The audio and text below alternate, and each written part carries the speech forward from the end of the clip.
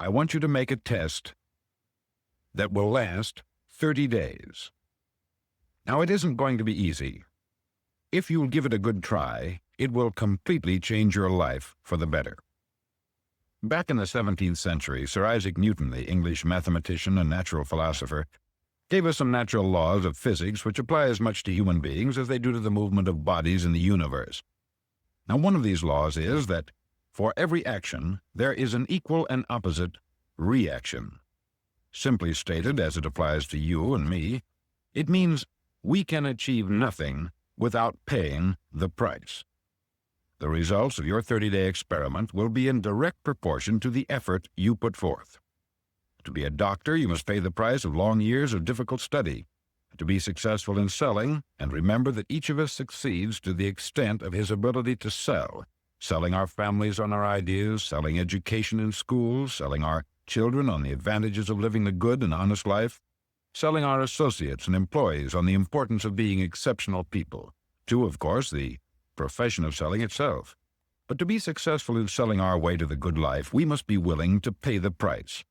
Now, what is that price? Well, it's many things. First, it's understanding emotionally, as well as intellectually, that we literally become what we think about, that we must control our thoughts if we're to control our lives. It's understanding fully that, as ye sow, so shall ye reap. Secondly, it's cutting away all the fetters from the mind and permitting it to soar as it was divinely designed to do. It's the realization that your limitations are self-imposed and that the opportunities for you today are enormous beyond belief. It's rising above narrow-minded pettiness and prejudice. Thirdly, to use all your courage to force yourself to think positively on your own problem, to set a definite and clearly defined goal for yourself, to let your marvelous mind think about your goal from all possible angles, to let your imagination speculate freely upon many different possible solutions, to refuse to believe there are any circumstances sufficiently strong to defeat you in the accomplishment of your purpose, to act promptly and decisively when your course is clear, and to keep constantly aware of the fact that you are, at this moment, standing in the middle of your own acre of diamonds, as Russell Conwell used to point out. Fourth, save at least 10% of what you earn. It's also remembering that no matter what your present job, it has enormous possibilities if you're willing to pay the price. Now let's just go over the important points in the price each of us must pay to achieve the wonderful life that can be ours. It is, of course, worth any price. 1, you will become what you think about. 2, remember the word imagination. Let your mind soar. 3, courage. Concentrate on your goal every day. 4, save 10% of what you earn. And action. Ideas are worthless unless we act on them. Now I'll try to outline the 30-day test I want you to make. Now keep in mind that you have nothing to lose by making this test, and everything you could possibly want to gain. There are 2 things that may be said of everyone. Each of us wants something, and each of us is afraid of something. I want you to write on a card what it is you want more than anything else. It may be more money. Perhaps you'd like to double your income or make a specific amount of money. It may be a beautiful home. It may be success at your job. It may be a particular position in life. It could be a more harmonious family. Each of us wants something. Write down on your card specifically what it is that you want. Make sure it's a single goal and clearly defined. You needn't show it to anyone, but carry it with you so that you can look at it several times a day. Think about it in a cheerful, relaxed, positive way each morning when you get up, and immediately you have something to work for, something to get out of bed for, something to live for. Look at it every chance you get during the day and just before going to bed at night. As you look at it, remember that you must become what you think about, and since you're thinking about your goal, you realize that soon it will be yours. In fact, it's yours really the moment you write it down and begin to think about it. Look at the abundance all around you as you go about your daily business. You have as much right to this abundance as any other living creature. It's yours for the asking. Now we come to the difficult part. Difficult because it means the formation of what is probably a brand new habit. And new habits are not easily formed. Once formed, however, It'll follow you for the rest of your life. Stop thinking about what it is you fear. Each time a fearful or negative thought comes into your consciousness, replace it with a mental picture of your positive and worthwhile goal. There will come times when you will feel like giving up. It's easier for a human being to think negatively than positively. That's why only 5% are successful. You must begin now to place yourself in that group. For 30 days, you must take control of your mind. It will think only about what you permit it to think. Each day for this 30-day test, do more than you have to do.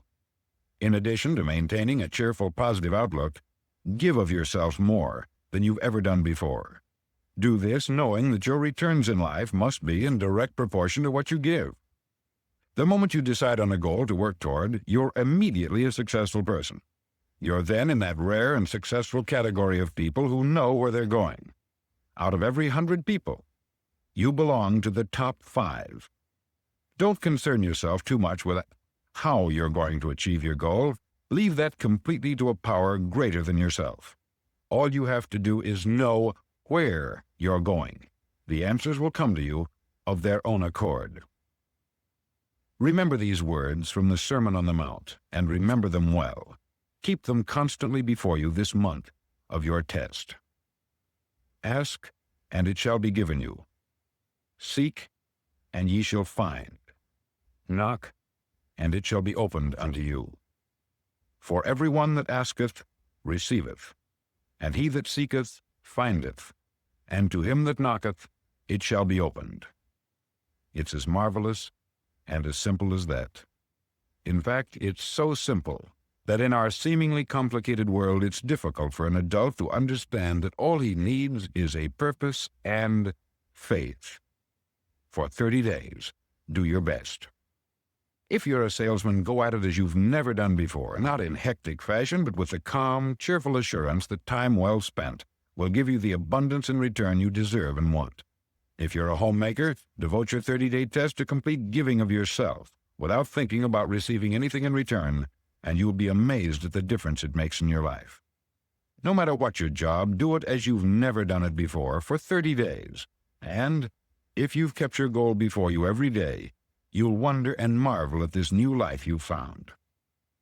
Dorothea Brand, outstanding editor and writer, discovered it for herself and tells about it in her fine book, Wake Up and Live. Her entire philosophy is reduced to the words, act as though it were impossible to fail. She made her own test with sincerity and faith, and her entire life was changed to one of overwhelming success. Now you make your test for 30 full days. Don't start your test until you've made up your mind to stick with it. You see, by being persistent, you're demonstrating faith. Persistence is simply another word for faith. If you didn't have faith, you would never persist. If you should fail during your first 30 days, by that I mean suddenly find yourself overwhelmed by negative thoughts, you've got to start over again from that point and go 30 more days. Gradually, your new habit will form until you find yourself one of that wonderful minority to whom virtually nothing is impossible. Don't forget the card. It's vitally important as you begin this new way of living. On one side of the card, write your goal, whatever it may be. On the other side, write the words we've quoted from the Sermon on the Mount. Ask, and it shall be given you. Seek, and ye shall find. Knock, and it shall be opened unto you. In your spare time during your test period, read books that will help you. Inspirational books like the Bible, Dorothea Brand's Wake Up and Live, The Magic of Believing by Claude Bristol, Think and Grow Rich by Napoleon Hill, and other books that instruct and inspire. Nothing great was ever accomplished without inspiration. See that during these crucial first 30 days, your own inspiration is kept at a peak. Above all, don't worry. Worry brings fear, and fear is crippling. The only thing that can cause you to worry during your test is trying to do it all yourself. Know that all you have to do is hold your goal before you. Everything else will take care of itself. Remember also to keep calm and cheerful. calm and cheerful. Don't let petty things annoy you and get you off course. Now, since making this test is difficult, some may say, well, why should I bother? Well, look at the alternative. No one wants to be a failure. No one really wants to be a mediocre individual. No one wants a life constantly filled with worry, fear, and frustration. Therefore, remember that you must reap that which you sow. If you sow negative thoughts, your life will be filled with negative things. If you sow positive thoughts, your life will be cheerful, successful, and positive. Now, gradually, you will have a tendency to forget what you've heard on this record. Play it often. Keep reminding yourself of what you must do to form this new habit. Gather your whole family about and listen to what's been said here at regular intervals. You know, most men will tell you that they want to make money without understanding the law. The only people who make money work in the mint. The rest of us must earn money. This is what causes those who keep looking for something for nothing or a free ride to fail in life.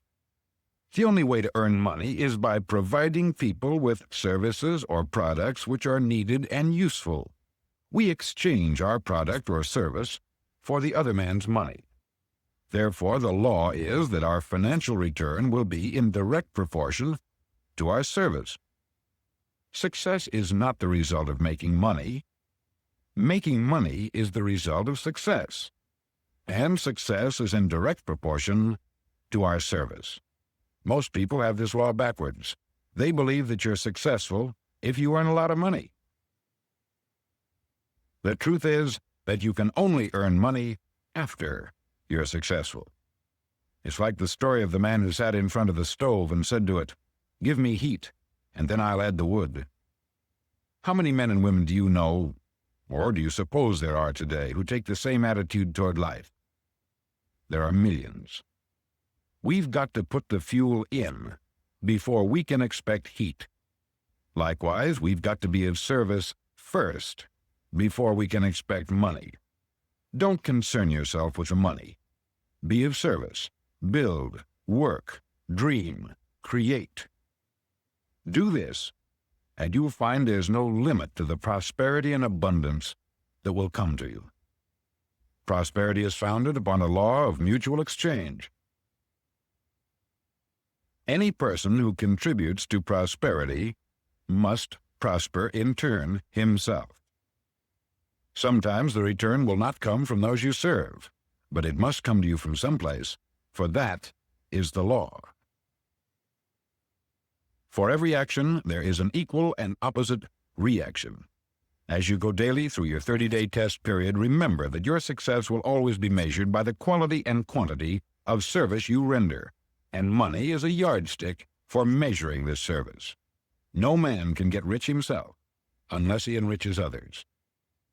There are no exceptions to a law. You can drive down any street in America and from your car estimate the service that's being rendered by the people living on that street. Had you ever thought of this yardstick before? It's interesting. Some, like ministers and priests and other devoted people, measure their returns in the realm of the spiritual, but again, their returns are equal to their service. Once this law is fully understood, any thinking person can tell his own fortune.